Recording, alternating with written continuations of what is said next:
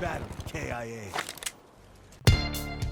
Hi, this is Double1975 and today I'm bringing you a TDM from Combine, and I just want to talk about something. The class I'm using is just me using a Man of War with just quick draw because I prestiged the weapon, and that left me a couple of things left over, so I chucked on a trip mine and a shock charge because I'm really cheap. Now, what I want to talk to you today about is Drifter, a very popular YouTuber, did a video recently about raising your TDM KD, and he spent most of his time talking about weapons and class setups, and that surprised me because he is a weapons guy and he is a guide type person. He does in-depth episodes where he talks about different weapons, class setups, perks and things like that, so he's very much about the class setup side of things.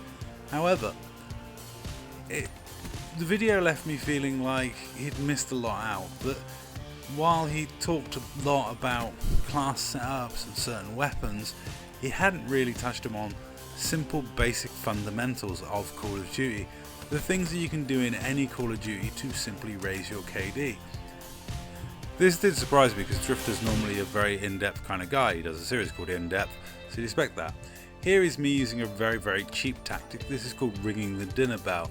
And as you can see, I've placed a trip mine and a shock charge. I'm about to lay down my hives, and then you'll see me do something a bit odd. Something that's not normal. I'm using a stealth class, so I've got dead silence, I've got blast suppressor, I've got ghosts on. So I'm not appearing on the minimap. However, at this point, I want to appear on the minimap because I want to encourage people to come down this area and get killed by my shit that I've just laid down. So I fire my gun in the air. This is called ringing the dinner bell. It's a very simple tactic in Call of Duty. People come to that little dot that appears on the minimap. They will always come towards that dot looking to kill the person that's there.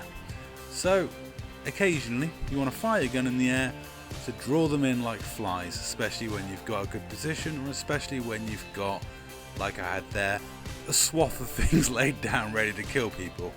God, hives are so cheap.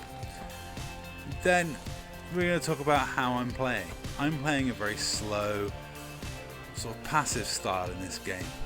I'm not playing campy, but I'm not exactly sprinting around. I'm playing quite sensibly. I lose this gunfight here because, just because the guy had a head glitch and had a better position on me. And that's the point, that's what I'm trying to avoid. I'm playing in a kind of passive manner where I'm not forcing the engagement. I'm moving from cover to cover, looking for the nicest spots I can to get easy kills. Because that helps you in Call of Duty. You want to get easy kills. You're not going to get a good KD getting kill after kill after kill and winning 50-50 gunfight after 50-50 gunfight. What you want to look for is an advantage, an edge. And quite often that is basically cover or selecting when and where you have the gunfight. Now let's talk about teammates. And I got another tip for you. This is regarding teammates. Very simply, treat your teammates as bait.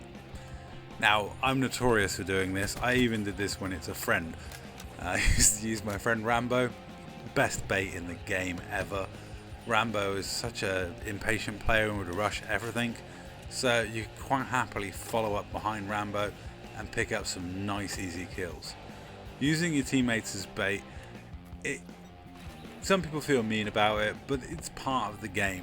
I don't actually mind my teammates using me as bait. When I used to play league play with Oliver and Elliot, I would quite often be first through the door in certain situations because it's useful to be the bait to draw out the opponents so your teammates can trade off of those kills, and you're looking to get favourable trades.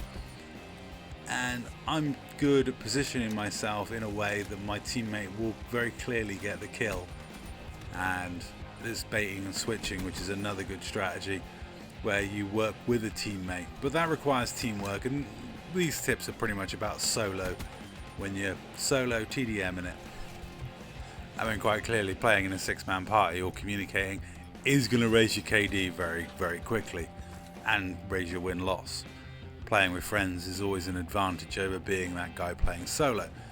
But these tips aren't pretty much for the guy who plays solo. My last tip, my final tip is, don't do what I did here. Now, what I did first of all is quite sensible. I backed away to regain my health before coming back to challenge, but don't come back to challenge. There's no need. Regain your health and go about your business somewhere else. Don't go back to the corner they expect you to come out of, because that will just get you killed. As you saw, there was 2 guys waiting for me, and luckily the game finished and that saved my life. But there we go, that's all the tips I've got for this video. Hope you enjoyed them, and that's all, and thank you very much for watching.